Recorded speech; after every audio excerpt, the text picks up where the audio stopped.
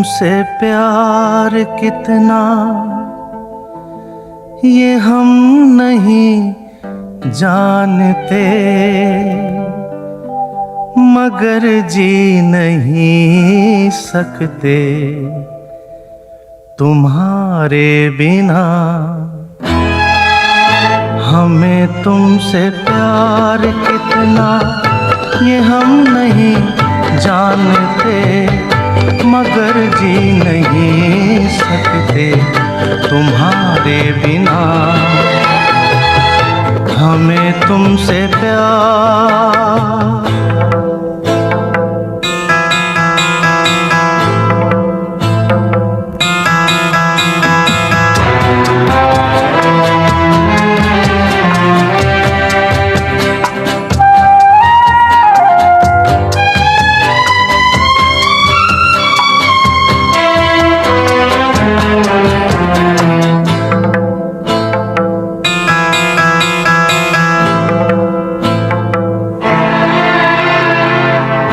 सुना गम जुदाई का उठाते हैं लोग, जाने जिंदगी कैसे बिताते हैं लोग। दिन भी यहाँ तो लगे बरस के समान, हमें इंतजार कितना ये हम नहीं जानते, मगर जी नहीं सकते तुम्हारे बिना। हमें तुमसे प्यार। Namaste, Adab, hello. And welcome to this talk we're going to have about your master thesis.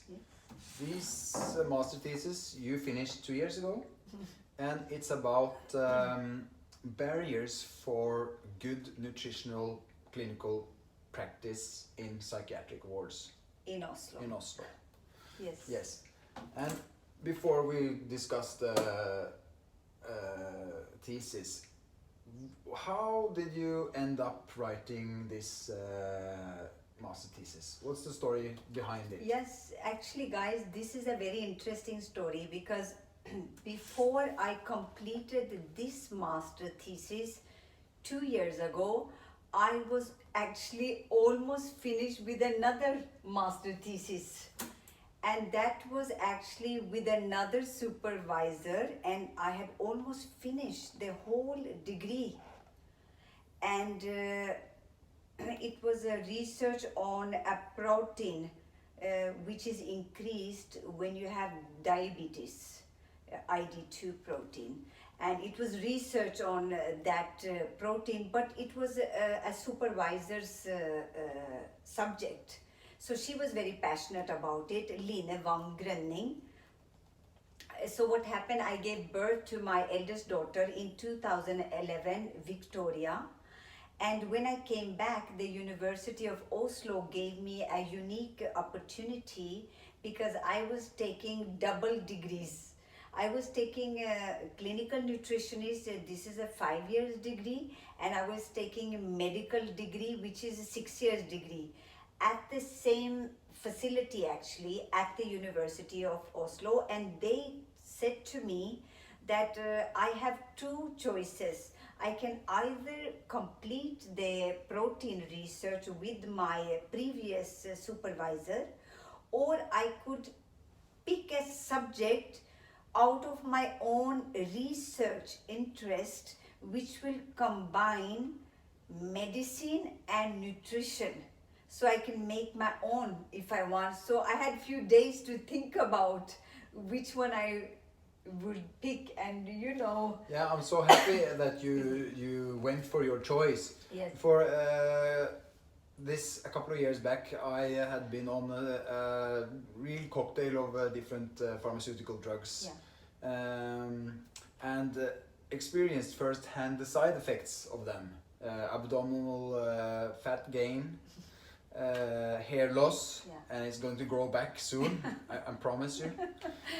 And yeah, so I knew this firsthand, And I was passionate about it when she said she wanted to write about nutrition in psychiatric wards and nutrition as a part of treatment for psychiatric patients, because it's really, really important. Very much, and this is why I picked to do research on mental illness and medication and how it's treated, and whether or not the nutritional guidelines, national guidelines, both in Norway and in England, if they are followed in the psychiatric wards in Oslo. And the interesting thing is that I asked, I will be precise with you guys, I actually asked 380 employees, 152 answered, so I had about 14% positive response, which can give you a little bit indication of their tendencies. And the thing is that I asked questionnaire of their attitude toward nutritional guidelines to doctors, nurses, and environmental therapists. In Norwegian, it's called miljøterapeuter. So these are health professionals, and they themselves actually gave me a lot of this research of how they look at it, how they think about it, and it was very interesting. But what was even more interesting, which I was not even researching for, is that in the backdrop, I found out that this was about poor leadership. That is what this disclosed for me. And the major thing which was disclosed in the leadership is that they was very uncertain. You know, like India and Pakistan, where is the border? We are still wondering in Kashmir, you know, I'm from Jammu Kashmir, where exactly is the line? So there is nobody setting the line. And the thing that is also in the wards, there is no definite lines and not definite tasks, and nobody knows who is doing what. So everybody is leading each other and nobody is taking that charge, which is difficult. And the one who's taking the charge doesn't have proper guidelines and knowledge. So there is a lack of knowledge, lack of guidelines, and lack of knowledge about leadership. Because this I also found out later, that this you have to be educated in. Because when I went to my medical degree, my last semester there, I was a leader for something called klok. Because you have to pick a leader and then you lead and you guide your fellow students, 6, 7. And you have to find something that you have to better in the hospital. So the leader has to pick what to better. And I picked the research I found from my master thesis in clinical nutrition to use this knowledge to how to better the communication with the hospital and your MBBS, your general practitioner, how they communicate. So the hospital is giving the information to the general practitioner about your weight, about your general, which medication you were put on, because mostly I put on medication at the psychiatric wards. So you're saying that you're making a line, like a thread from the psychiatric ward to when the patient is back at his home place, going to his physician, and that the physician can follow up. And the communication has to be intact. And there is lack of communication between the professionals themselves, like clinical nutritionists with the nurses, nurses with the doctors. Because in Norway, it is a little bit tendency that you are in your separate cell. And in that process, in the cell you close knowledge from your cell to the other cell. So there is not free flow of knowledge, which is actually demanded to have the best medical complete medical det må jeg si igjen. Ok, jeg bare sier noe hvis det er greit. Ja. 3, 2, 1, action. And also, jeg må si det på nytt også. So actually what I found out is that the clinical nutritionists, the nurse and the doctors, they work little bit in different cells, and in that process you lose the free flow of knowledge. And would you also say that if the leader has strong, strict guidelines to relate to his supervisors, could it also be a little bit fair-witness amongst the leader in a big healthcare system? They don't want to do something wrong. They don't want to set out a new project of infiltrating nutrition into the ward. It could be unpopular amongst others. Yes. Do you think these things are at play? See, for me, when you are a health professional in Norway, you make an oath that you always are going to help the patient, no matter what. And this has to be the guidelines underneath it all. But when that is taken away and you start thinking of other things, you lose the sight of that the patient has to be taken care of and what is the best for the patient. This you lose in that process. But the thing is, as a health professional, we always have to think what is the best for them, and also to increase our knowledge, because a lot of doctors, they lack knowledge of nutrition. They don't know about food too much. Even when I took the medical, we have 1 semester about nutrition and the vitamins. And so they have lack of knowledge. 3 things that I found out, which you can... Nå kan du... Ja, da er jeg ikke helt med. Hva er det nå? Ok, så... Nei, hva mener du? Skal vi gjøre det? Avslutte? Nei, nå er du bare... Yes. 3, 2, 1. Action. So, if you would sum up, Naema, what's most necessary to implement in these wards where nutrition was not very much present, what would you say? Yes, I'm gonna cheat because we have written up. But the 3 things that Nei, det er feil. Vi må ta det igjen. Okay. Fordi det her er, det må jeg klargjøre. Sorry. Fordi at 3, 2, 1, action. Yes, and one thing is that the professionals are not communicating well together, so they are lacking the knowledge. Because one of the things that I found out is that the nurses and the doctors that I know for a fact, because when I took my medical degree, we had... Jeg må ta den igjen. En gang til. 3, 2, 1, action. Yeah, so one thing is this, that the doctor, nurses and the clinical nutritionist, they are working separately.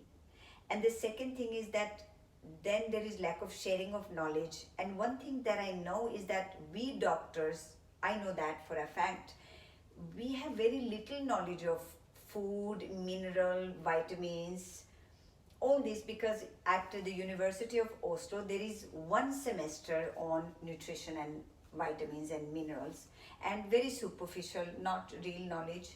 And then with the clinical nutrition, you know, you are only in the digestive system for 5 years. So the doctors don't know enough, and then clinical nutritionist is not allowed to share their knowledge. There is, seems like a lack of communication there. Yeah. So if you would make a small summary after you found out so much about nutrition in psychiatry, what would you think or say is the most important things to change, to make a change? Well, then we use the thesis because the answer is actually here, and I'm not gonna bore you with the, but I'm just gonna read the conclusion. So what I found out, this is written in Norwegian, I'm going to try to translate.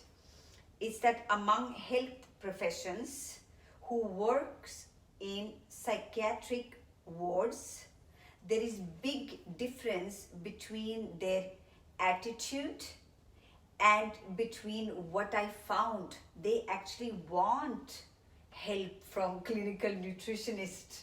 They want us there. So this is very positive. And the barrier, meaning the things that seems to be in the way for good nutritional practice, seems to be lack of routines, little knowledge of the national, international guidelines when it comes to nutrition and mental illness, and lack of knowledge specifically about clinical nutrition,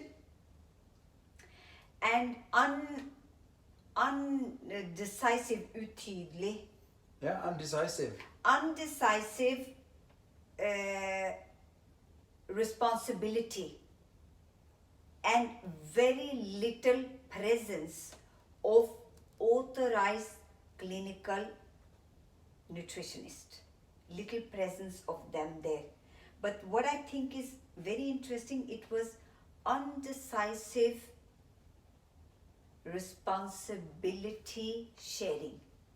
That is a very interesting That's word. an indication of poor leadership, because Yes. that's the leader's responsibility to place the responsibility of the employees where it belongs. Yes, and this is very diffuse. It's very diffuse, and that was very interesting.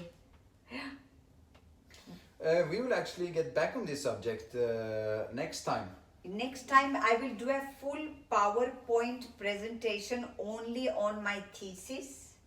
And then a separate one on the leadership experiment from the last year of medical studies. Yes, and after that we will also tell you a little bit about leadership and my education there at Oslo University and experience there. It was also very interesting because as a leader you need to take criticism a lot. I learned that. For next time. Yeah, but it was very nice anyways to tell you about this one. Thanks for watching, and thanks for sharing this interest about... Vi klipper det bort. Jeg tar avslutt litt Ja, penere en ja. gang til. Vi må si noe om at takk for at dere viser interesse for... Nå tar vi en gang til avslutten. Så Ok. der, Ja. du sier det. Thanks for watching.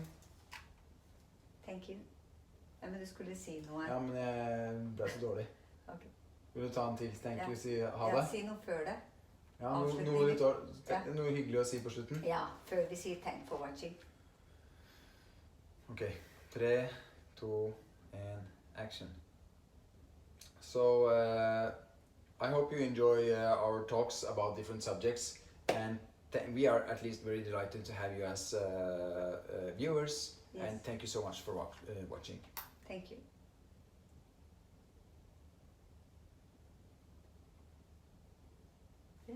Hva synes du? Det er ikke noe å synes, Nei, vi det må var- bare Bruker det. akseptere det. Ja. Altså...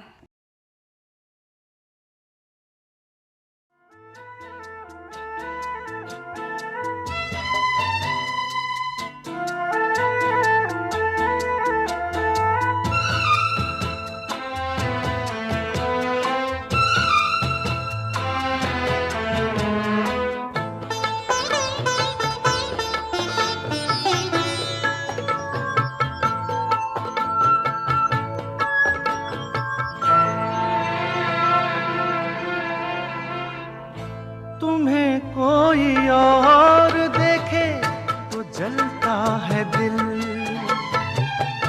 बड़ी मुश्किलों से फिर संभलता है दिल। क्या क्या जतन करते हैं तुम्हें क्या पता, ये दिल बेकरार कितना ये हम नहीं जानते, मगर जी नहीं सकते तुम्हारे बिना। हमें तुमसे प्यार कितना ये हम नहीं जानते, मगर जी नहीं सकते तुम्हारे बिना। हमें तुमसे प्यार